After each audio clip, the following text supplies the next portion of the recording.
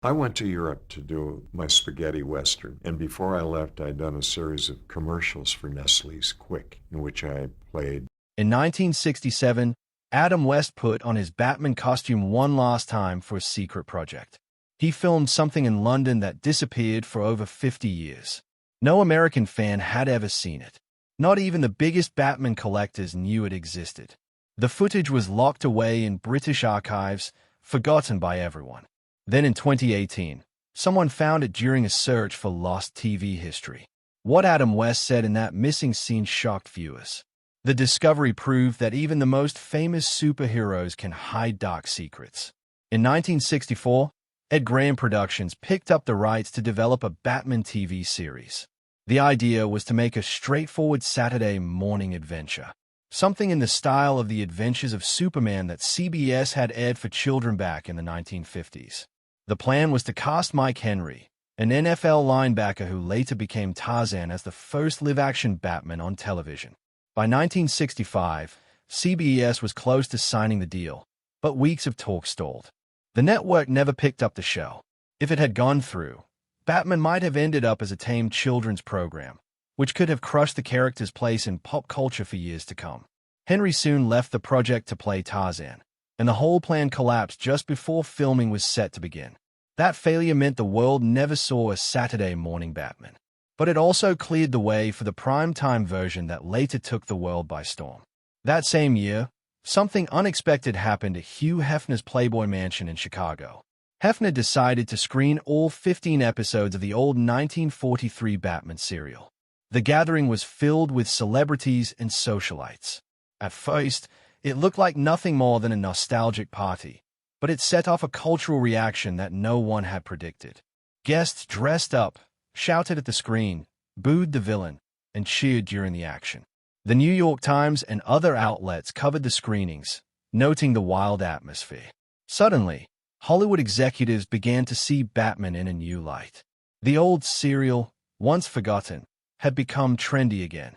Hefner's party showed that people were willing to embrace Batman's over-the-top style as entertainment.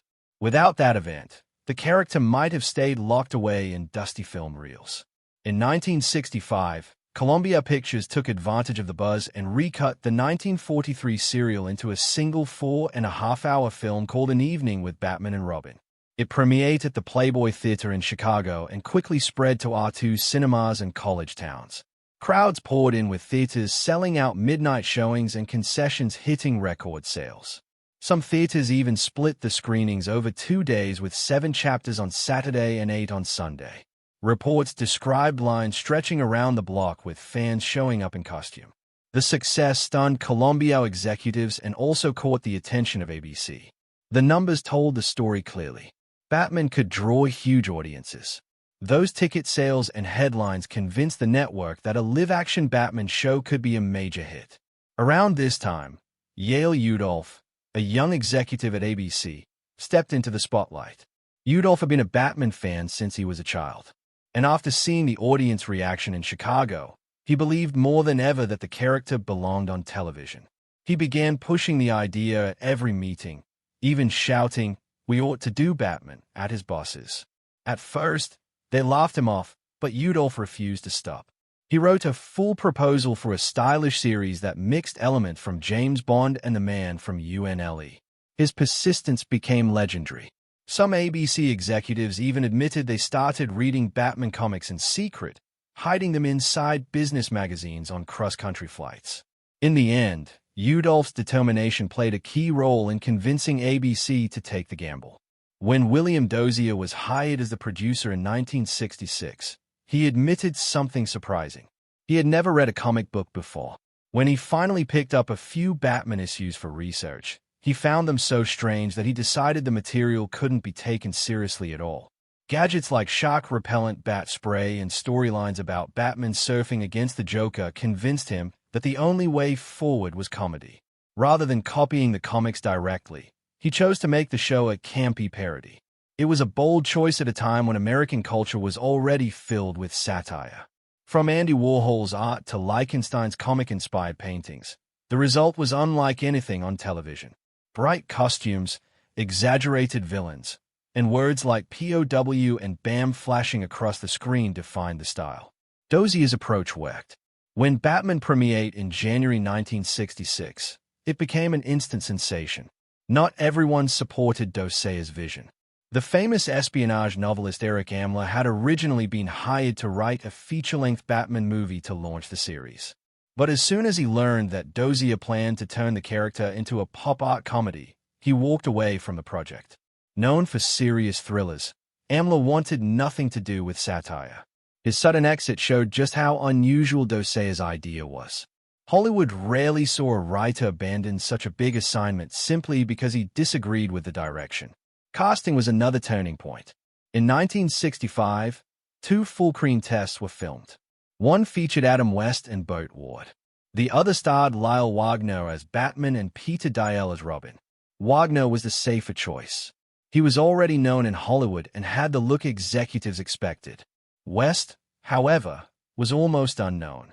When the test footage was compared side by side, it was West and Ward who captured the quirky, campy energy Dozier wanted. The studio decided to take the risk, turning down the more established star. Wagner went on to succeed in other shows, including The Carol Burnett Show and Wonder Woman. But it was West and Ward who brought Batman and Robin to life in a way no one else could. Adam West's path to the role was especially unlikely. He had caught the producers' attention through a Nestle Quick commercial. His deadpan delivery in that ad showed he could deliver outrageous lines with a straight face. Dozier immediately recognized that this was exactly the tone the show needed. West signed his contract on September 21, 1965, beating out bigger names simply because he could make Batman seem both serious and funny at the same time. That unique mix made his performance unforgettable. Burt Ward, meanwhile, was cast as Robin in 1966. At the time, he was 20 years old, although the character was written as a teenager in high school. Ward's youthful appearance convinced audiences he was closer to 15 or 16. Behind the scenes, he performed his own stunts, which landed him the hospital 4 times in his first 5 days of filming.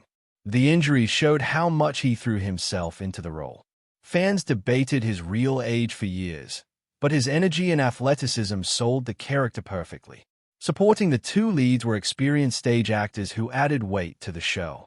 Alan Napier, born in 1903 and related to former British Prime Minister Neville Chamberlain, played Alfred. Trained at the Royal Academy of Dramatic Art in London, Napier had been performing since the 1920s and was 63 when he joined Batman in 1966. Neil Hamilton, who played Commissioner Gordon, brought with him a long history from silent films and stage plays. Their backgrounds helped ground the show, giving a sense of seriousness that balanced the colorful chaos around them. In 1954, a psychiatrist named Frederick Wareham published a book called Seduction of the Innocent. In it, he made a claim that shocked readers and quickly spread across America. Wareham said that Batman's stories were psychologically homosexual. He pointed to the fact that Bruce Wayne and Dick Grayson lived together, had no women in their home, and was sometimes shown relaxing side by side. He even cited cases of boys telling him they wished they could live with Bruce Wayne. Wareham went so far as to call the comic a wish dream of 2 homosexuals living together. His ideas connected with the wider fears of the 1950s during the height of what was known as the Lavender Scare. The accusation didn't disappear after the book. It lingered for years and cast a long shadow over Batman. By the 1960s, when the Batman TV series became a cultural phenomenon, producers and actors still worried that any detail in the show might bring the controversy back.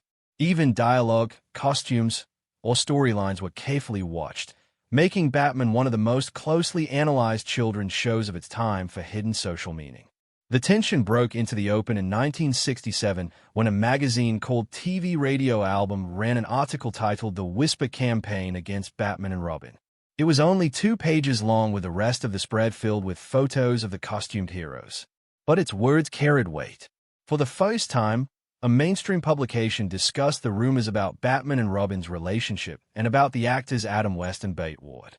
Though the article denied the claims, it also made sly comparisons.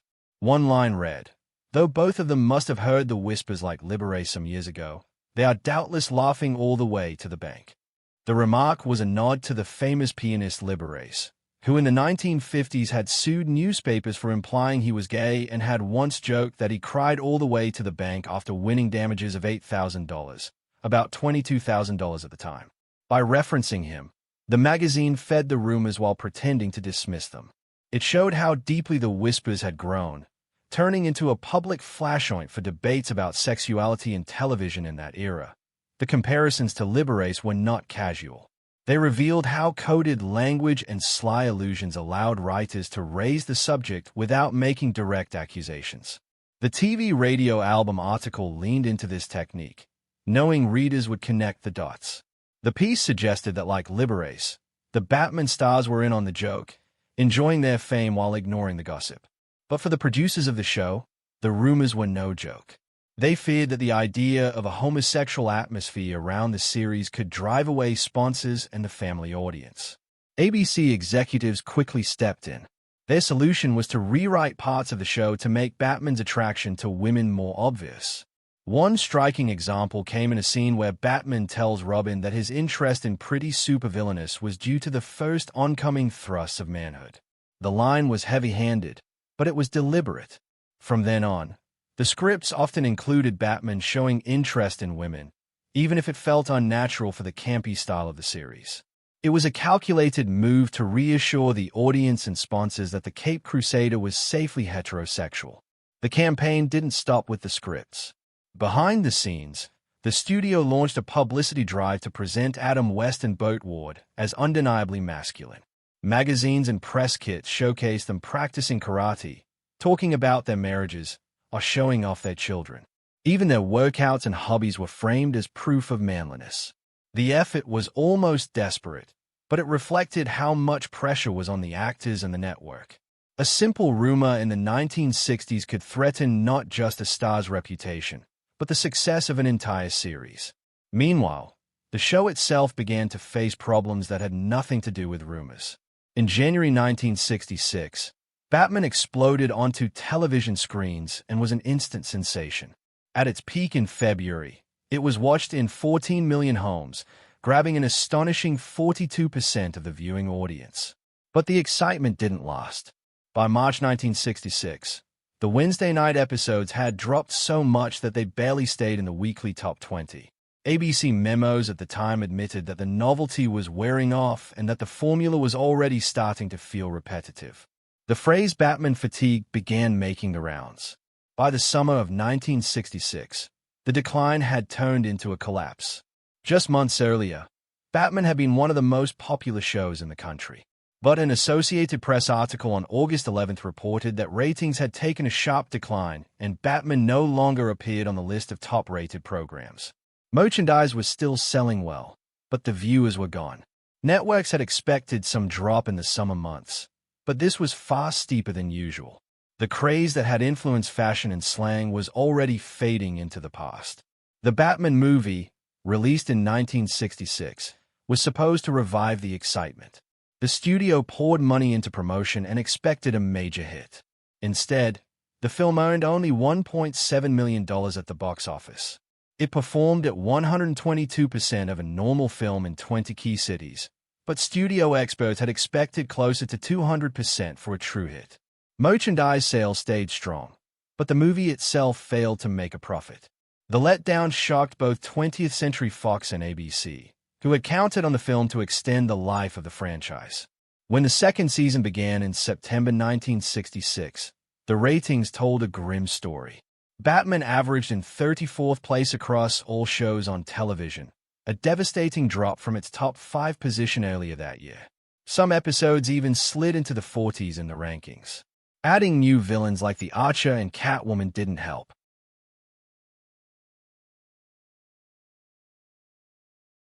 The numbers made it clear that the magic had faded and cast members openly worried that cancellation was coming.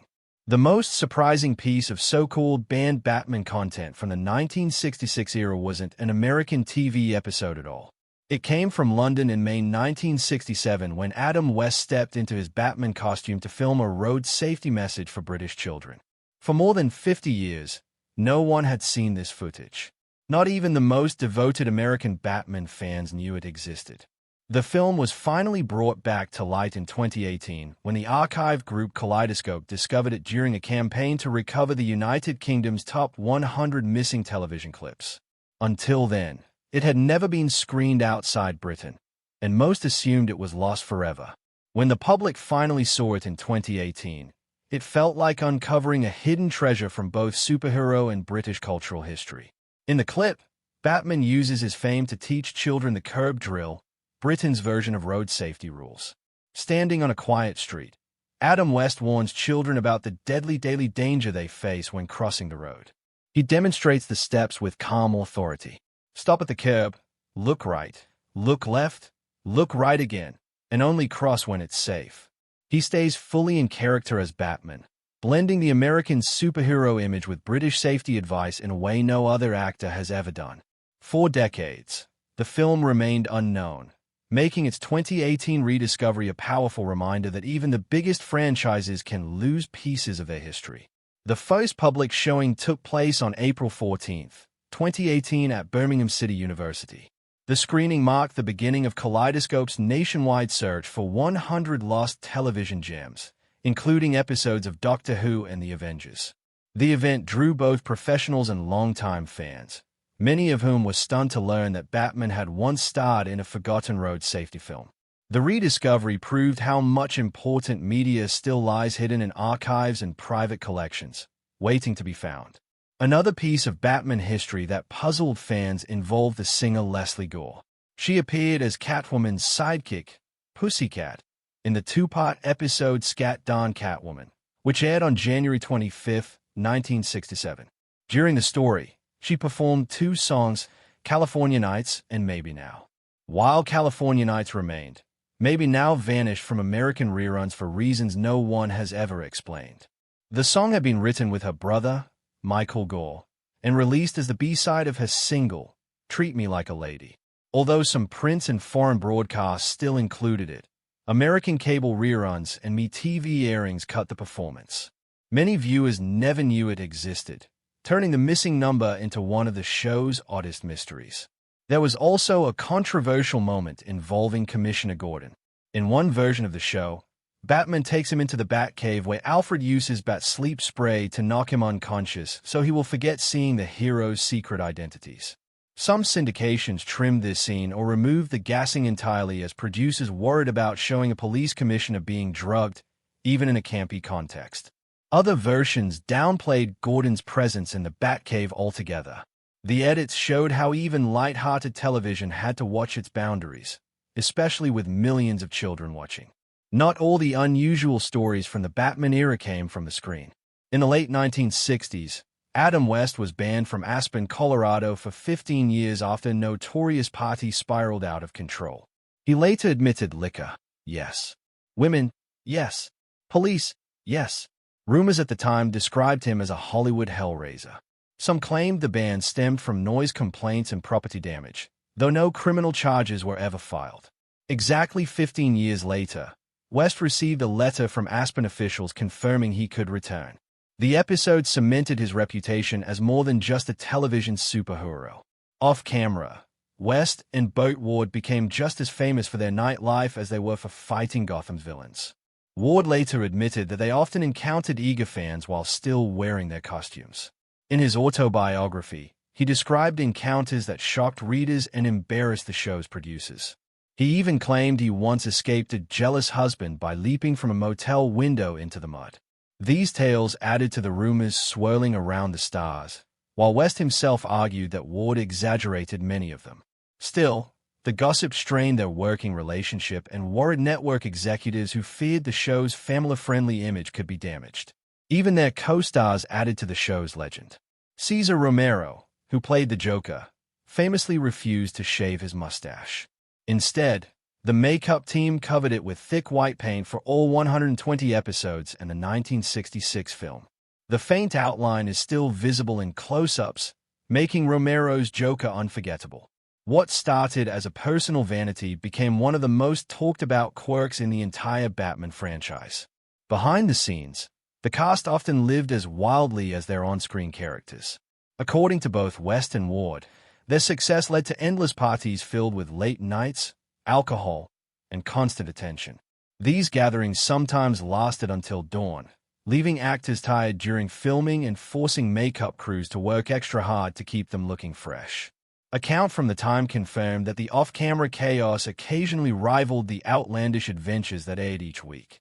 The Batman of the 1960s remains remembered not just for its colorful action and campy humor, but also for the countless hidden stories that surrounded it. In 1966, the legendary science fiction writer Harlan Ellison was asked to pitch an episode for the Batman TV show. He chose to bring in the tragic villain Two-Face, a character who had never been seen on the series, even though he was one of Batman's most famous enemies. Ellison called his story The Two-Way Crimes of Two-Face. It fit the show's playful, campy style, but also carried a darker edge that made it stand out. At one point, actor Clint Eastwood was even discussed for the role, which would have added enormous star power to the series. But Ellison's pitch arrived on the same day. A key executive at ABC was leaving the network. Because of that timing and the politics behind the scenes, the script was rejected. The idea stayed buried in Ellison's files for nearly 50 years. It wasn't until 2014 that DC finally adapted it into a comic called Batman 66, The Lost Episode, giving fans a glimpse of what could have been. The show also invested heavily in creating the Batbow for both the TV series and its 1966 movie. The custom boat was built by Glastron and loaded with gadgets meant to dazzle viewers. It made its first appearance in the film, but the cost of filming on water was shocking.